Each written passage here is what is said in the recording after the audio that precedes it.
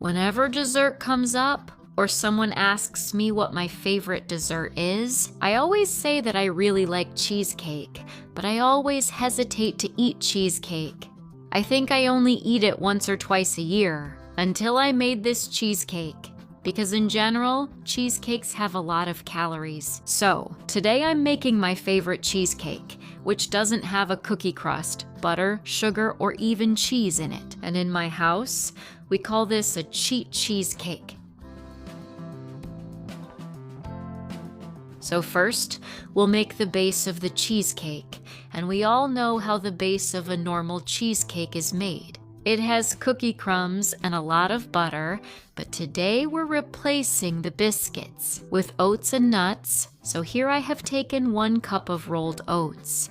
If you can't find rolled oats, you can also use the regular oats that are available, and we will lightly dry roast these oats. So first, we will lightly dry roast these rolled oats. Dry roast. So first, we will lightly roast these rolled oats. It has to be completely dry. And after a little while, you will see that the color of the oats will become a bit darker, and a very nice aroma will start coming from them. That means the oats are roasted. See, the oats are roasted now. They have become a little darker in color, and a very nice nutty aroma is coming from them. So at this time, I will add 10 to 15 walnuts, and we will lightly roast the walnuts as well. You know about walnuts, right? There is a myth that walnuts can only be eaten in winter and not in other seasons, but that's not true. In fact, walnuts are rich in omega-3. They have a good amount of iron. They are very good for your heart.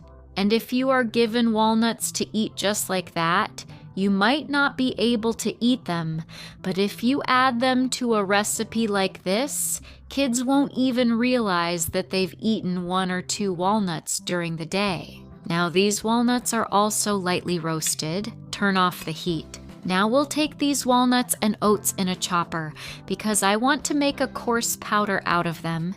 If you don't have a chopper, no problem.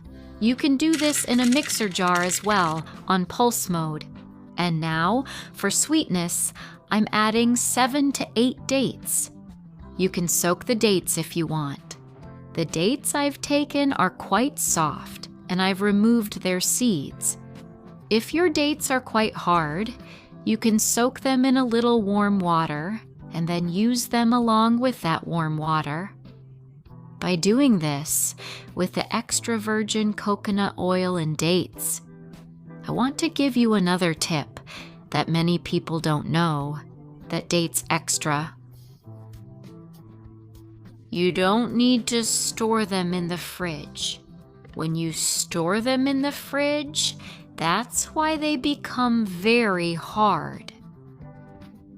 Dates should always be stored at room temperature or in a kitchen cabinet, and they don't spoil for a long time.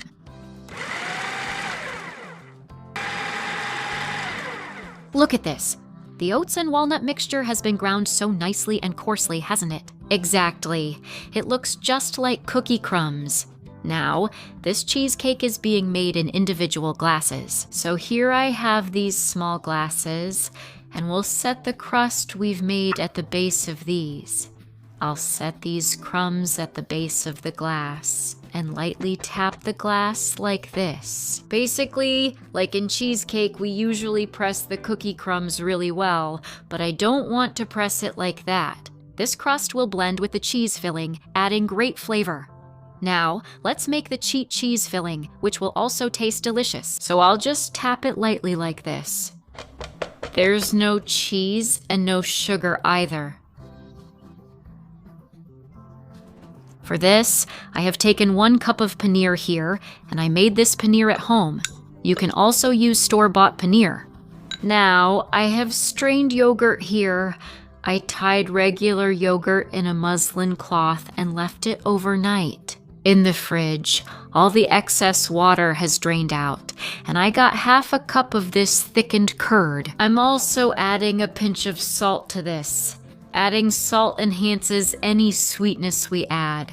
Now, for sweetness, I'm using dates here as well. Again, I've taken 7 to 8 dates finely chopped.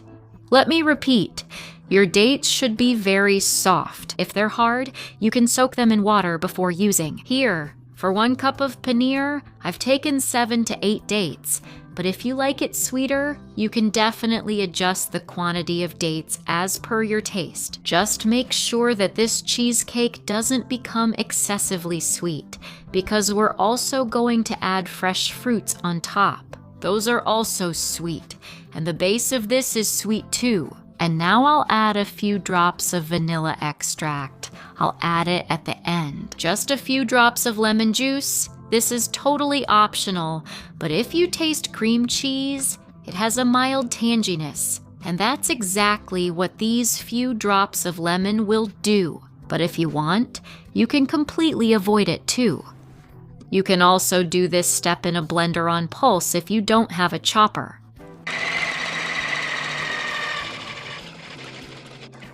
Today, the cream cheese we're making, the cheap version, we've kept it very plain. We've only added vanilla extract for flavor, but if you want to give it a fruity flavor, you can definitely do that too. You can add fresh mango pieces to make it mango flavored. You can also add fresh strawberries, and if you get raspberries where you live, you can use those as well. Look, this amazing cream cheese is ready, and no one can even tell that there is no real cream cheese in it at all.